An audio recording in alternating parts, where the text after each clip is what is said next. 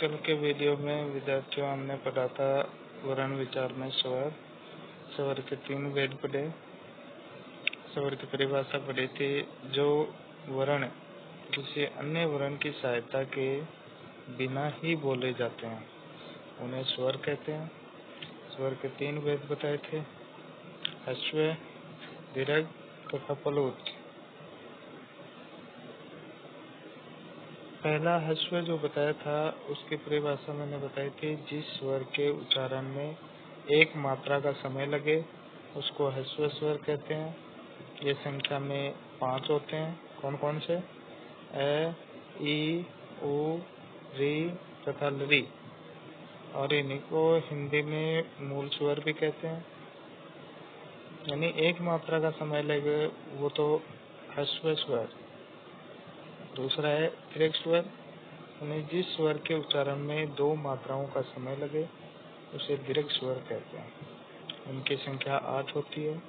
आ, ई, ओ, री, ए, आई, ओ तथा औ। इनमें से लरी ध्वनि का दीर्घ रूप लरी केवल वेदों में प्राप्त होता है। अंतिम 4 वर्णों को संयुक्त वर्ण या स्वर भी कहते हैं, क्योंकि ए, आई, ओ तथा औ 2 स्वरों के मेल से मिलकर बने होते हैं। जैसे उदाहरण के तौर पर बता दूं, ए में ई मिलाएंगे छोटी तो बनेगा ए, और ए में ए मिलाएंगे तो बनेगा आई, ए में उ मिलाएंगे तो बनेगा ओ, और ए में ओ मिलाएंगे तो बनेगा औ। फिर एक स्वर आता है तीसरा, प्लुत स्वर, यानी जिस स्वर के उच्चारण में 3 या उससे अधिक मात्राओं का समय लगे उसे प्लुत स्वर कहते हैं। जब किसी व्यक्ति को दूर से हम बुलाते हैं, पुकारते हैं, तब संबोधन पद के अंतिम वर्ण को 3 मात्रा का समय लगाकर बोलते हैं, उसे प्लुत स्वर कहते हैं।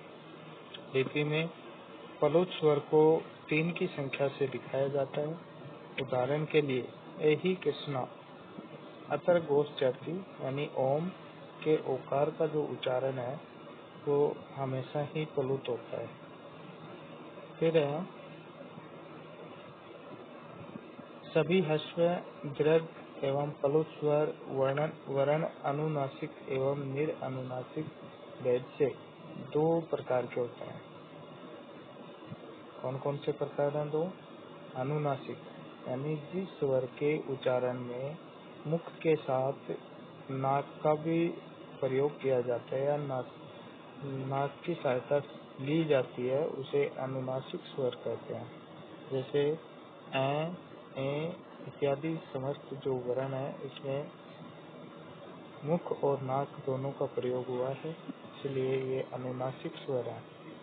फिर है निरनुनासिक, यानी जो स्वर केवल मुख से उच्चारित होता है वह निरनुनासिक होता है।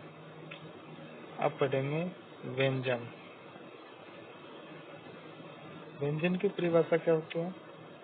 जिन वर्णों का उच्चारण स्वर वर्णों की सहायता के बिना नहीं किया जा सकता उन्हें व्यंजन या हल कहते हैं। स्वर रहित व्यंजन को लिखने के लिए वर्ण के नीचे हलंत चिन्ह लगाते हैं। जितने भी व्यंजन है वो हम नीचे जो तालिका के द्वारा समझ पाएंगे। तो उदाहरण के तौर पे कु जो वर्ग है, कु पहला जो संप्रदाय है व्याकरण का, उसमें कु संप्रदाय, इसमें 5 जो अक्षर होते हैं क, ख, ग, घ, अंग, और इसको नाम दिया गया है क वर्ग का।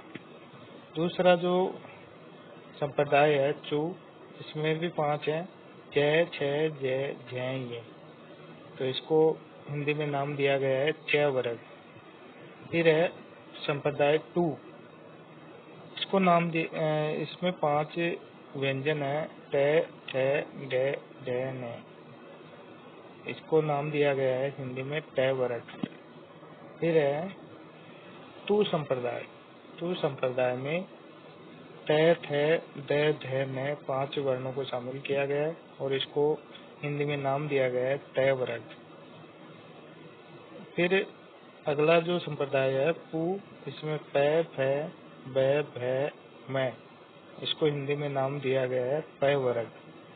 तो व्याकरण संप्रदाय में इन 5 वर्गों को कु, चु, टू, तू, पू नाम से जाना जाता है।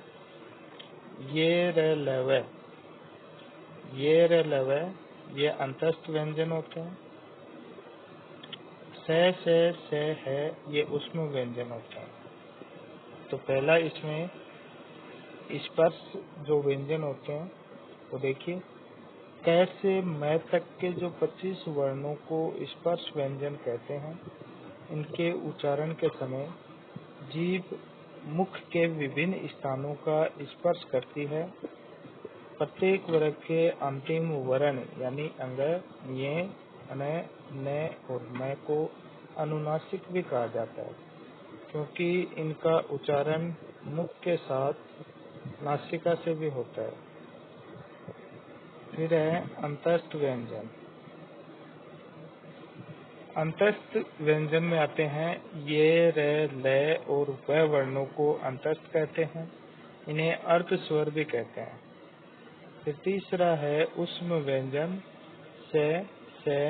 से, है वर्णों को ऊष्म व्यंजन कहते हैं। इसके बाद बात आती है अनुस्वार की। तो अनुस्वार का जो उच्चारण है वो नाक से होता है। यह हमेशा स्वर के बाद ही आता है। जैसे अहम, तो इसमें है स्वर है, उसी के बाद में अनुस्वार आ रहा है। तो सामान्य रूप से मैं व्यंजन वर्ण से पहले अनुस्वार में परिवर्तित होता है या बदल जाता है। फिर है विसर्ग। इसका उच्चारण कहीं है के समान किया जाता है। इसका भी प्रयोग स्वर के बाद ही होता है। विसर्ग का जो उच्चारण है वो है के समान होता है। इसका प्रयोग स्वर के बाद होता है, जैसे राम, देव, गुरु। फिर है संयुक्त व्यंजन। तो दो व्यंजनों के संयोग से बने वर्ण को संयुक्त व्यंजन कहते हैं। जैसे उदाहरण के लिए अपने पास क और स को मिलाएंगे तो बनेगा अक्षर, त और र को मिलाएंगे तो बनेगा त्र, ज और ये को मिलाएंगे तो बनेगा ये। अब इनके अलग अलग उच्चारण स्थान है। तो देखिए उच्चारण स्थान कौन कौन से हैं? कंठ, तालु, मूर्धा, दंत, ओष्ठ एवं नासिका को उच्चारण स्थान कहते हैं। वर्णों का उच्चारण करने के लिए फेफड़े से निकली श्वास वायु इन स्थानों का स्पर्श करती है। कुछ वर्णों का उच्चारण एक साथ 2 स्थानों से भी होता है। वर्णों के उच्चारण स्थानों को निम्नलिखित जो तालिका है उसके द्वारा समझेंगे। तो देखिए स्थान सबसे पहले, फिर स्वर, व्यंजन, अयोगवा और संज्ञा। तो सबसे पहले उच्चारण स्थान है कंठ। तो कंठ से स्वर कौन कौन से बोले जाते हैं? ए, आ। स्पर्श व्यंजन कौन कौन से बोले जाते हैं? क, ख, ग, घ, अंग। और अंतस्थ में ये बोला जाता है, उसमें में है बोला जाता है, और अयोगवा में विसर्ग, संज्ञा में कंठ है। फिर है तालु। तालु से स्वर बोला जाता है ई, बड़ी ई, च, छ, ज, झ, ये। अंतस्थ में बोला जाता है रे को, और उसमें में बोला जाता है स को। फिर है उच्चारण स्थान मूर्धा। तो इसमें जो री स्पर्श में ट, ठ, ड, ढ, न। अंतस्थ में बोला जाता है ल को, और उसमें में बोला जाता है दंतव्य स को। फिर है दंत से किसको बोला जाता है? उच्चारण स्थान है दंत। तो इसमें बोला जाता है लरी। स्पर्श व्यंजन में त, थ, द, थ, न, और अंतस्थ व्यंजन में इसमें है नहीं। उसमें व्यंजन में से, ये हैं दंते। फिर है ओष्ठ। तो इसमें बोला जाता है ओष्ठ से छोटा ऊ, बड़ा ऊ, प, फ, ब, भ, म, ये ओठों से बोले जाते हैं। फिर है उच्चारण स्थान नासिका, तो इसमें अनुनासिक स्वर आते हैं पूरे। फिर अंग, अण, अण, म, ये इसमें शामिल होते हैं। फिर है कंठ तालु, तो कंठ तालु में आते हैं ए, आई, और अंतस्थ व्यंजन में आता है व, तो ये कंठ तालव्य होते हैं। फिर है कंठोष्ठ, यानी कंठ और होठ से कौन कौन से स्वर बोले जाते हैं, तो उसमें आता है ओ, औ, ये होते हैं दंत, कंठ और ओष्ठ से। फिर कंठोष्ठ से एक भी नहीं है, जिह्वा मूलम से क और ख, ये अयोग हुआ है। तो ये जो उच्चारण स्थान है, इसमें नाक से भी 5 वर्णों का उच्चारण होता है।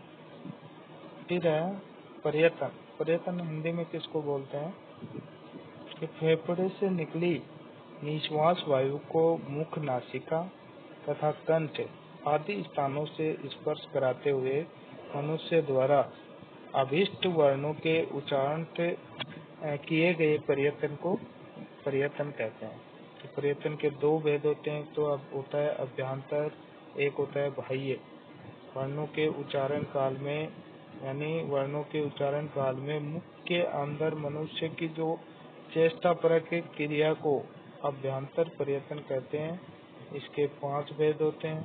पहला स्पृष्ट, स्पृष्ट का मतलब होता है वर्णों के उच्चारण काल में जब जिह्वा के विभिन्न भागों द्वारा मुख के अंदर के विभिन्न स्थानों को स्पर्श किया जाता है, तो जिह्वा के इस पर्यतन को स्पष्ट पर्यतन कहते हैं।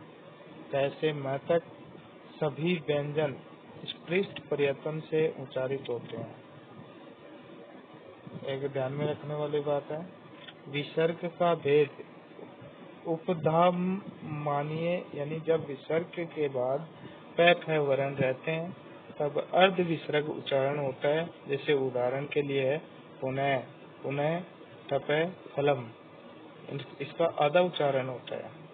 विसर्ग का भेद यदि जिह्वा मूल है तब विसर्ग के बाद क, ख वर्ण रहते हैं तब अर्ध विसर्ग उच्चारण होता है। जैसे उदाहरण है अपने पास प्रातः काल, क आ गया इसमें, और दुखम, ख आ गया, तो इसमें विसर्ग का आधा उच्चारण हो रहा है।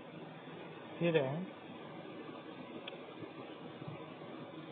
ईशत स्पृष्ट, ईशत स्पृष्ट का मतलब होता है वर्णों के उच्चारण काल में जब जिह्वा द्वारा उच्चारण स्थानों को थोड़ा ही स्पर्श किया जाता है, तो जिह्वा के इस पर्यतन को ईशत स्पृष्ट कहते हैं। जैसे उदाहरण है ये रलव ईशत स्पृष्ट से उच्चारित होते हैं। फिर है विवृत, वर्ण विशेष के उच्चारण काल में जब मुख विवर खुला रहता है, तो मुख के इस यतन को विवृत कहते हैं। सभी स्वर विवृत पर्यतन से उच्चारित होते हैं। ईशत, फिर है ईशत विवृत, वर्णों के, इसका मतलब होता है वर्णों के उच्चारण काल में जब मुख विवर यानी थोड़ा सा खुला रहता है, तो मुख के इस पर्यतन को ईशत विवृत कहते हैं। जैसे से, है, ईशत विवृत पर्यतन से उच्चारित होते हैं। फिर है संवृत, तो संवृत का मतलब क्या होता है, वर्णों के उच्चारण काल में फेफड़े से निकलने वाले निश्वास का मार्ग जब बंद रहता है तब इसे संवृत कहते हैं। इसका प्रयोग केवल ह्रस्व यानी अ के उच्चारण में होता है। फिर है बाह्य पर्यतन, बाह्य पर्यतन का मतलब होता है वर्णों के उच्चारण का वह यतन जो फेफड़े से कंठ तक होता है उसे बाह्य पर्यतन कहते हैं। यानी मुख से बाह्य होने की अपेक्षा से इसे बाह्य कहा जाता है। इसके 12 भेद होते हैं, 11 भेद होते हैं। विवार, संवार, संवाद, नाद, घोष, अघोष, अल्प प्राण, महाप्राण, उदात्त, अनुदात्त तथा संवृत्त। तो बाह्य प्रयत्नों के आधार पर वर्णों का विभाजन हम इस सारणी से पढ़ेंगे। तो देखिए विवार समास अघोष। इसमें देखो खर प्रत्याहार के वर्ण आते हैं। प्रत्येक वर्ग के प्रथम द्वितीय वर्ण एवं स ये खर विवारा स्वासा अघोष होते हैं। फिर स्वर नाद घोष में हस प्रत्याहार के वर्ण यानी प्रत्येक वर्ग का तीसरा, चौथा और पांचवा वर्ण अंतस्थ एवं है अच्छे स्मारा नाद घोष आते हैं इसमें। फिर है अल्प प्राण। अल्प प्राण में आते हैं वर्गों के प्रथम, तृतीय, पंचम वर्ण एवं अंतस्थ वर्ण आते हैं इसमें। फिर महाप्राण में वर्गों के द्वितीय, चतुर्थ वर्ण एवं उसमें वर्ण आते हैं और उदात, अनुदात तथा सवृत्त में आते हैं सभी स्वर वर्ण। तो देखिए एक बार फिर देख लेते हैं।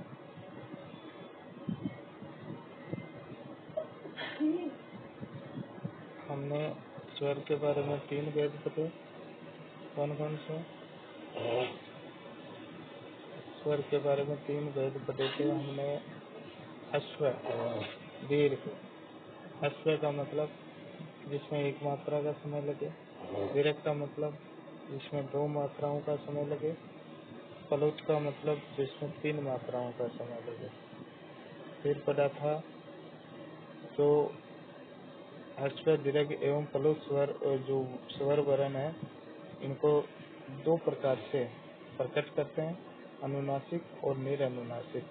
यानी अनुनासिक का मतलब मैंने बता दिया, जिस स्वर के उच्चारण में मुख के साथ नासिका का प्रयोग किया जाता है और निरनुनासिक में केवल मुख से उच्चारण होता है।